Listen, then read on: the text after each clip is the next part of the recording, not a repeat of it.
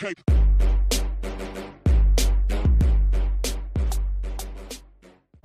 Welcome Wargamers to 2 Plus Tough. My name is Doug and today we're going to be doing a review of the Star Collecting box for Stormcast Vanguard. This is one of the newer Star Collecting boxes to come out. And in this video we're going to look at each individual units that you receive in the box and ask the question whether or not this is a good starting point for a new army. So that out of the way, let's dig into the contents of this box. You get 1 Lord Aquilor, 5 Vanguard Hunters, 3 Vanguard Palladors, and 3 Gryph-hounds. Now just stepping back and kind of getting a bird's eye view of the box, this is a really cool set because you get a nice variety of models. If you're new to the hobby, you kind of want a little bit of everything just to kind of dip your toe into different things. And in this you get troops, you get cavalry, you get a leader on some kind of mount, you get a few little guys like the chaff units in the form of the Gryph-hounds, and they all look stunning. One of the criticisms I had of the Stormcast Eternals box before this was that you didn't get full legal units of everything, meaning if you're playing matched play, I believe it was the Retributors are actually a unit of 5, however you only get a few in that box. You don't get a full set of them, which is really interesting. The reason is that the other Stormcast Eternals box is meant to be paired with the 2-player starter set. And my comments at that point were, I don't like when a box only has value if you buy more stuff. And we're looking at this one, the Vanguard box. I love the fact that each of these units is complete in their own right. They're all legal for playing matched play if that's what you like to do. Right, it's a standalone box and it has its own standalone value. Speaking of that value, you're going to save a good chunk of money by buying this box instead of buying these units separately. One thing that's easily forgotten is that Vanguard Hunters, those are the guys on foot, in matched play come in increments of 5. A lot of folks forget about this because when you buy them separately, they always come in a box of 10. But nope, they do come in a unit of 5, which means they are illegal for matched play as is in this set. And in addition to that, if you are playing matched play and you do take the Lord Aquilor as your general, Vanguard Hunters become battle line, which is awesome. I love when these Star Collecting boxes come with a battle line unit. What that means though is that if Vanguard is your thing, right, the kind of more nimble movement-based side of Stormcast Eternals is your thing, this is the best set there is. And I would also argue that this box does a better job of presenting how cool Stormcast can be. The Palladors have a very dynamic pose. The Lord Aquilor is just a stunning looking model. Hunters give you a similar idea to what Liberators would be. And Gryph-hounds show you some of the cooler beasts and fantasy creatures that are in this universe. I think visually speaking, it's a much more enticing box than the other Stormcast Eternal box. Okay, so now we're going to move into units, looking at them one by one. We're going to start off with the Lord Aquilor. He has a 12-inch move, 7 wounds, and a 3-up save, making him way faster than other non-behemoth leaders that these other Star Collecting boxes tend to have. He has a great stat line. For his weapons, he has a heavy Bolt Storm pistol as his gun, which has a meager 9-inch range, does 4 attacks, 3 up to hit, 3 up to wound. There's no Ren there, and only does 1 damage. Now, he's not a shooting unit by any chance. What this really is as you're going into the enemy and then once you're in combat, it's just a little bit of extra damage potential.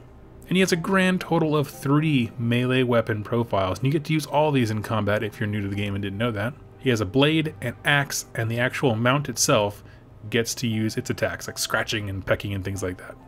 Now, all these attacks are basically the same profile. They're all 3 up to hit, 3 up to wound, with some light variations in special rules and things like that.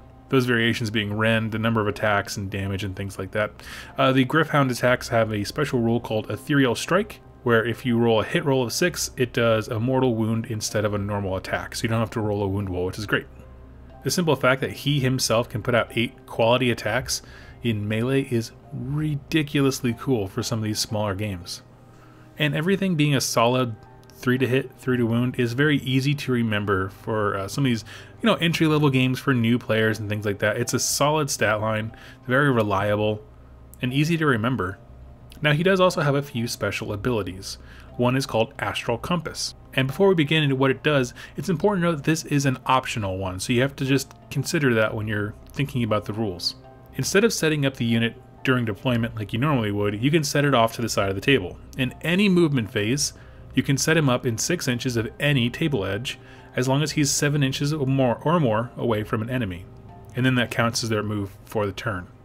So it's kind of like summoning, but you have to trade, right? Instead of being able to be placed pretty much anywhere, as long as you're not in 9 inches of an enemy, you have a slightly more specific deployment zone, meaning 6 inches of any board edge, but the trade-off being you get to move a little closer. You get 2 inches closer to the enemy. So just kind of consider that. As we go down the list, there'll be another unit that has the same ability, and so when you start stacking multiple units coming from multiple directions, or even just one flanking force where you put multiple units on one side of the enemy you can't deal with, this can be really, really great. His next role is called Ride the Winds Etheric. And this one's pretty cool. If you wish, you can, instead of moving, pick a direction and roll 6 dice. Whatever the total of those dice is, that's the number of inches this guy moves. And he can go through any obstacle or model, just as if he could fly, but he has to end outside of 3 inches of an enemy. Now the rest of the turn, he can't run or charge, and it's kind of like a teleport ability, basically, is what it is. The idea is that he basically kind of fades into like an ether realm, travels a great distance, and pops out the other side, almost like a wormhole. Now, obviously, this has no real offensive capability, but if it is down to the last kind of rounds of a game and you need to hop on an objective, this is huge for getting across the board. And he does also have a command ability called Lord of the Azurite Hurricane. How it works is you pick this unit and one Hunter or Paladin unit, which is great because you have both of those, and you redeploy them in the next movement phase as if they use the Astral Compass that we talked about earlier. You literally just pick a unit and this guy and pick them up off the table and then put them back on the board later. And it's very interesting, particularly if you take an entire Vanguard army. If that kind of tickles your fancy, this can do incredible things for mid-game redeployment. Again, it's a command ability. You can just keep on using it. It's important to note that if the game ends while you have people off the table, they do count as casualties. But you can do cool things like this, right? Set your units on the table, just like you normally would, or kind of ignore the Astral Compass ability initially. Wait to see where your opponent puts all their models. Then, your first hero phase, use your command ability, scoop your guys up, and then redeploy them, because now your enemy has already planned for your current location, and you have the ability, first turn of the game, to completely redeploy. And you can do this to catch them at a great weak spot. You can be super aggressive and try to claim objectives that are near the table edge. And it's great to know that the range on this ability is 24 inches, but that range is 24 inches from the general when he uses it, meaning the other unit you scoop up has to be within 24 inches. However, when you use the Astral Compass ability, they don't have to deploy near each other. You can put them at completely other ends of the table, because at that point, you're following the strict Astral Compass rules, which don't have anything about being near a leader or anything like that. So you really can split them all up. And it's one of those things, it doesn't initially seem like a groundbreaking thing, right? Movement manipulation is kind of hard to quantify from a math hammer perspective, but if you are good at using it and you put your opponent in strange positions that they weren't ready for and force them to make hard decisions on where they direct their forces, it can have a massive impact on how the game flows. You just can't put a mathematical like formula like people do math hammer for hits and moons and things like that. Nothing like that, but you can steer the events of the game with this kind of thing. Okay, now we're going to move into the Paladors. This is the 3-man unit of cavalry that you get. And just like the Lord Acklor, they have a 12-inch move, which is great so they can keep up with him. And they have 5 wounds each with a 4-up save. That is huge for a non-leader model. As far as their equipment goes, every single one of them gets a Bolt Storm pistol, which is just kind of a slightly weaker version of what the Lord Aquilor has. Same 9-inch range, it has 2 attacks instead of 4, 3 to hit, 4 to wound this time, no rend and 1 damage. And they can each either take a hand axe or a javelin. Hand axe is 2 attacks, 3 to hit, 3 to wound, no rend and 1 damage. Pretty simple stat line, makes them a lot like the leader. And the javelin is kind of interesting as that it adds a shooting attack to the unit. The shooting profile is 1 attack at 3 up, -1 rend and 1 damage. And it also has a melee profile where they have 1 attack as well, with a 4 to hit, 3 to wound, -1 rend and 1 damage. So which one do you take? Well, I'm not going to tell you which one is objectively better. I like having ranged attacks in the army when I can get them. So I lean towards the javelins, plus I think they look super legit. And really, either way, you're not losing an attack, right? You get 2 attacks functionally from the javelins as well. You get 1 for shooting, 1 for melee. They're just spread up in different ways. In addition to that, I just like having rend. Stormcast Eternals don't have a plethora of rend options, and so when you get it, I tend to love it. And just like their leader guy, the Griffs that they're riding on also attack. They get 3 attacks each, 3 to hit, 3 to wound. They have a -2 rend on theirs, which is awesome, and 1 damage each. And they have the same rule as the leader guys. Hit of 6 does a mortal wound instead of normal damage. Now the leader of this unit can take a lunar blade in addition to anything else he chooses. And with this, when you're in combat, you choose an enemy that's in 1 inch, roll a die on a 2-up, they take a mortal wound. This is not going to be game swinging at all. It's just a little way of adding a little kind of more assured damage to the enemy. They also have the Ride Wins Etheric rule, just like their lord, where they can do their teleport across the board, which is actually much more interesting on a unit, being able to cover larger footprints. And these really are just big models with lots of wounds and damage output, and for their size, they are deceptively mobile, right? They have a huge board presence when there's a big unit of them darting all across with the Wins Etheric rule. Next up is the Vanguard Hunters. These are the guys on foot, and you get 5 of them in the box. And they have a basic 6-inch move, which is great. Very average, but still faster than Liberators. They have a 4-up save and 2 wounds each, so they're still tanky little dudes. And each of them has a Bolt Storm pistol, just like the Palladors do, that little 9-inch range gun. And they have the option to take either a hand axe or a saber. And honestly, I don't have a strong opinion about these. Both of these weapons are functionally the same. One does 3 to hit, 4 to wound. One does 4 to hit, 3 to wound. So it kind of depends on your list and the synergies involved if one favors the other. Really just pick whatever you want.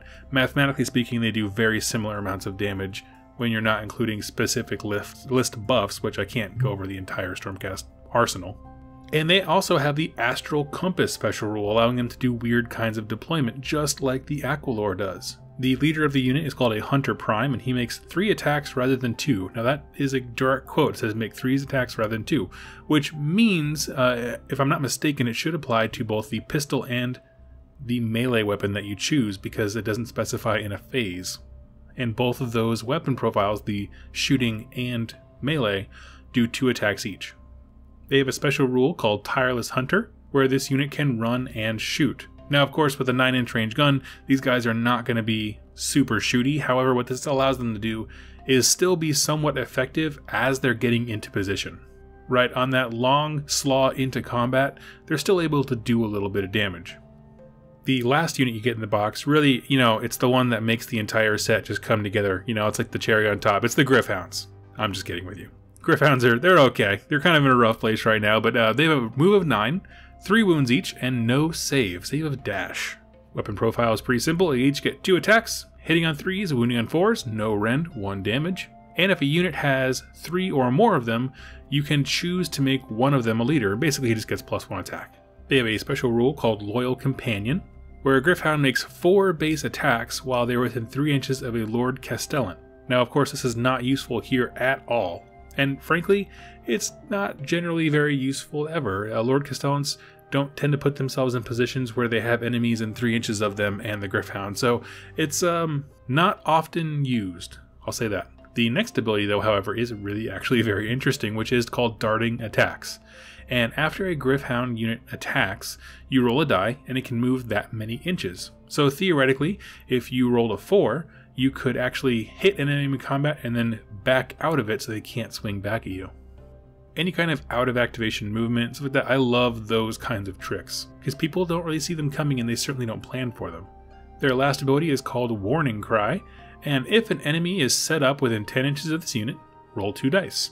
Any unit in that distance can shoot any of your units in that distance. If you rolled a 6 on 2 dice, it'd be 6 inches of the Gryph-hound at that point, can shoot at the enemy that was just deployed with 1 ranged weapon on their profile. So what it is, functionally, if you're trying to think about this thematically, a unit drops on the table, the Gryph-hound's alerted, lets out a scream, and somebody in a random amount of distance hears it, points their gun, and shoots at whatever the Gryph-hound just warned them about.